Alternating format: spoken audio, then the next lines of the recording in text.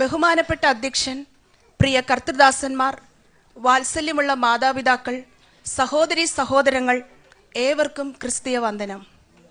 ഒരു ഭാവനാ ലോകത്തിലേക്ക് നമുക്ക് ഒരുമിച്ച് യാത്ര ചെയ്യാം. ഭാവനയുടെ പേര് തൊണ്ടി മുതലും ജീവഹാനിയും. വാഗ്ദത്ത കനാനിലേക്ക് പിതാക്കന്മാർ വളരെ ദൂരെ യാത്ര തുടങ്ങിയതാണ്. അവിടേക്ക് കയറാൻ കുറച്ചുകൂടി ദൂരം മാത്രമേ ഉള്ളൂ. അതിൻ്റെ ത്രില്ലിലാണ് ഞാൻ. മോശയപ്പച്ചൻ്റെ കാലശേഷം ജോഷുവാച്ചായൻ്റെ നേതൃത്വത്തിലാണ് ഞങ്ങളുടെ യാത്ര. പലരും എന്താകുമെന്നൊക്കെ ആലോചിച്ച് പലതും പറഞ്ഞു. എങ്കിലും സമാഗമന കൂടാരത്തെ ചുറ്റിപ്പറ്റി നിന്ന ജോഷുവാച്ചായൻ്റെ മേൽ യഹോവയായ ദൈവം ആ നേതൃത്വം ഏൽപ്പിച്ചു. ഞാനും ആ കൂടാരത്തെ ചുറ്റിപ്പറ്റി നിന്നിരുന്നുവെങ്കിൽ എന്നെയും യഹോവയായ ദൈവം വല്ല ഉത്തരവാദിത്വവും ഏൽപ്പിച്ചേനെ. അതുമാത്രമല്ല, നല്ല സ്വഭാവവും ശക്തമായ ഒരു വിശ്വാസത്തിന് ഉടമയുമായിരുന്നു അച്ചായൻ. ഒറ്റുനോക്കിയ കനാൻ നാട് നല്ലതെന്ന് എല്ലാവരും പറഞ്ഞു.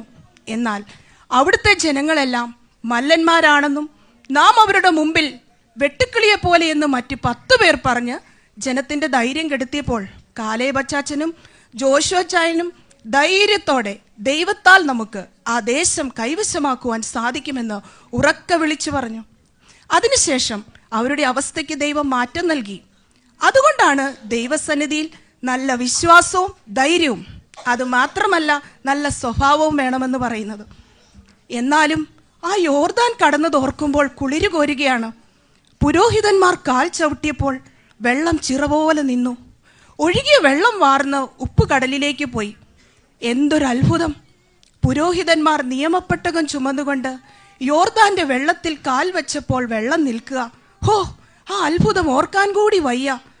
വിശുദ്ധ ജീവിതം ജീവിക്കുന്ന പുരോഹിതന്മാരെ കൊണ്ട് ഇങ്ങനെയൊക്കെ അത്ഭുതം ചെയ്യിപ്പിക്കാൻ ദൈവം ഉപയോഗിക്കും.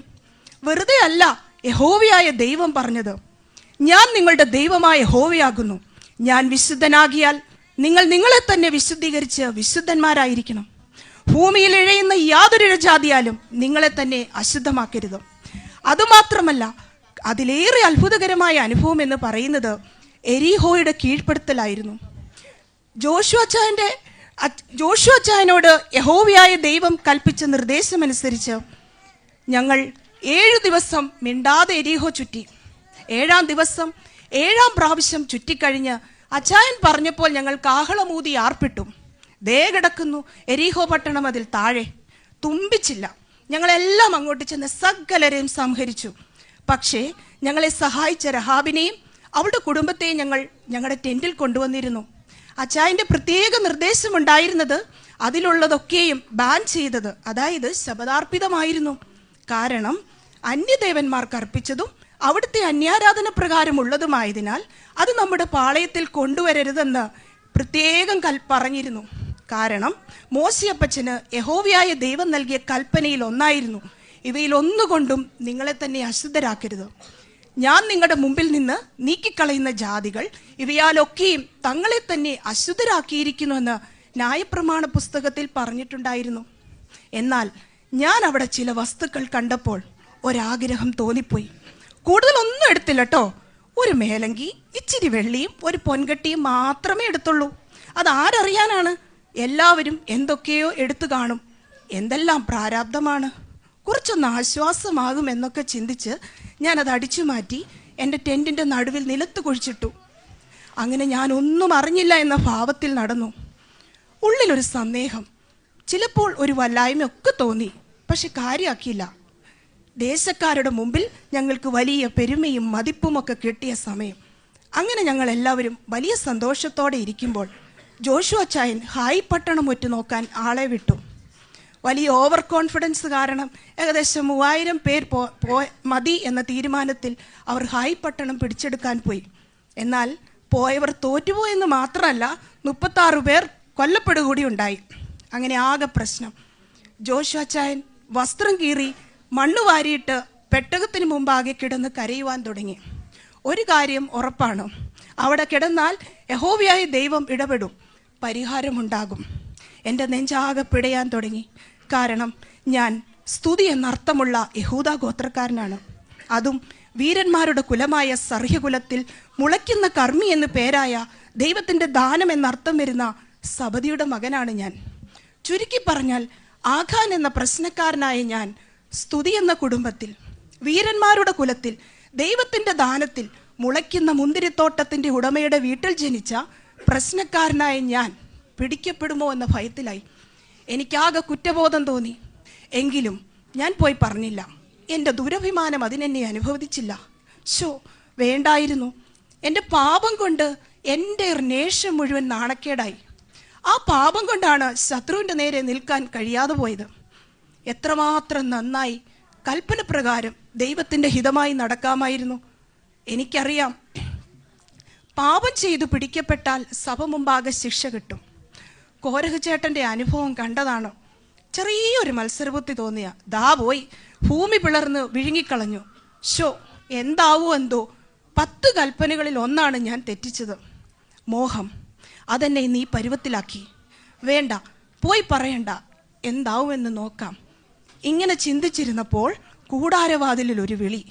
അങ്ങനെ ഞാൻ ജോഷുവച്ചായൻ്റെയും മൂപ്പന്മാരുടെയും സർവ്വസഭയുടെയും മുമ്പാകെ എത്തി. അപ്പോൾ എനിക്ക് തോന്നി, ഇത് വേണ്ടായിരുന്നു. നേരത്തെ ഏറ്റു പറഞ്ഞിരുന്നെങ്കിൽ ഇങ്ങനെ സംഭവിക്കാതെ രക്ഷപ്പെടാമായിരുന്നു. എന്നാൽ നിയമപ്രകാരം ഇനി എനിക്ക് ശിക്ഷ വരും. മകനെ എന്നുള്ള അച്ചായൻ്റെ വിളി കേട്ടപ്പോൾ എൻ്റെ നെഞ്ചുരുകിപ്പോയി. ഞാൻ തെറ്റേറ്റു പറഞ്ഞു. അടിച്ചുമാറ്റിയ സകല സാധനവും കൂടാരത്തിൽ നിന്ന് പൊക്കിക്കൊണ്ടുവന്നു. അങ്ങനെ തൊണ്ടി മുതലായ മേലങ്കി, പൊൻകെട്ടി, വെള്ളി, എൻ്റെ പുത്രീപുത്രന്മാർ, മൃഗസമ്പത്ത്, കൂടാരം എല്ലാം ആഖോർ താഴ്വരയിൽ കൊണ്ടുചെന്നു. നിയമപ്രമാണം അറിയാവുന്ന എനിക്ക് എന്താ ശിക്ഷയെന്നറിയാം. അതിനാൽ ഞാൻ നിശബ്ദനായി നിന്നുപോയി. കുറ്റം യഹോവയോട് ഏറ്റു പറഞ്ഞിരുന്നെങ്കിൽ എനിക്ക് ശിക്ഷ വരില്ലായിരുന്നു. കുറ്റം മറച്ചു വെച്ച് പിടിക്കപ്പെട്ടതിനാൽ എല്ലാവരും കൂടെ എന്നെയും എനിക്കുള്ള സകലത്തെയും കല്ലെറിഞ്ഞു കൊന്നു. അതൊരു കൽക്കുന്നായി മാറ്റി അതിന് ആഖോർ താഴ്വര എന്ന് വിളിക്കുന്നു.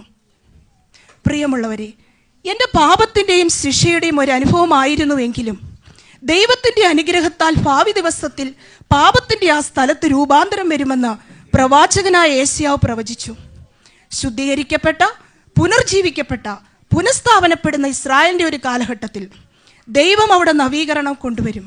പിന്നീട് യഹോവയുടെ ദാസനായ ഹോശയിലൂടെ ദാമ്പത്യത്തിൻ്റെ പ്രതിച്ഛായ ഉപയോഗിച്ച് പ്രവചിച്ചത് പ്രത്യാശയുടെ വാതിലായ ആഖോർ താഴ്വര എന്നാണ്. നിങ്ങളിൽ ആരെങ്കിലും ഞാൻ കടന്നുപോയ അവസ്ഥയിലൂടെ കടന്നു പോകുന്നവരാണോ? എങ്കിലൊരു കാര്യം പറയട്ടെ, വിശുദ്ധമായതിനും സാമാന്യമായതിനും തമ്മിൽ വ്യത്യാസമുണ്ട്. വേർപാടെന്ന പദം മറ്റുള്ളവർ ചെയ്തത് നാം ചെയ്യാതിരിക്കുന്നത് മാത്രമല്ല, ശാപം കിട്ടേണ്ട അനേക കാര്യങ്ങൾ ഞങ്ങളുടെ കനാൻ യാത്രയിൽ വന്നിട്ടും ശാപം കിട്ടാതെ പോകുന്ന കാര്യം ദൈവസാന്നിധ്യം ഞങ്ങളുടെ കൂടെ ഉണ്ടായിരുന്നു എന്നതാണ്. അതിനാലാണ് ബിലയാം എന്ന പ്രവാചകൻ ഞങ്ങളെ ശപിക്കാൻ വന്നിട്ടും യാക്കോബിൽ തിന്മ കാണുവാനില്ല, അവൻ്റെ ദൈവമായ യഹോവ അവനോട് കൂടെ ഇരിക്കുന്നു, രാജകോലാഹലം അവരുടെ മധ്യയുണ്ട് എന്നാണ് പറഞ്ഞത്. ദൈവസാന്നിധ്യം ഞങ്ങളുടെ കൂടെ ഇരുന്ന് നടത്തി. ആ ബോധ്യമാണ് ഞങ്ങളെ വിശുദ്ധിയിലും വേർപാടിലും നടത്തിയത്. ഞങ്ങൾ ദൈവത്തെ കണ്ടില്ലെങ്കിലും ദൈവസാന്നിധ്യ ബോധമുണ്ടായിരുന്നു. അതിനാൽ ദൈവസാന്നിധ്യ ബോധം നമ്മളെ ഭരിക്കുന്നുണ്ടെങ്കിൽ ഈ പ്രശ്നക്കാരനായി എനിക്ക് പറ്റിയത് നിങ്ങൾക്ക് പറ്റരുത്. നീ നന്മ ചെയ്യുന്നില്ലെങ്കിലോ പാപം വാതുക്കൽ കിടക്കുന്നു, അതിൻ്റെ ആഗ്രഹം നിങ്കിലേക്കാകുന്നു, നീയോ അതിനെ കീഴടക്കണം. ആഖാൻ എന്ന ഞാൻ ഇവിടെ എൻ്റെ ചിന്തയ്ക്ക് വിരാമമിടട്ടെ. Thank you.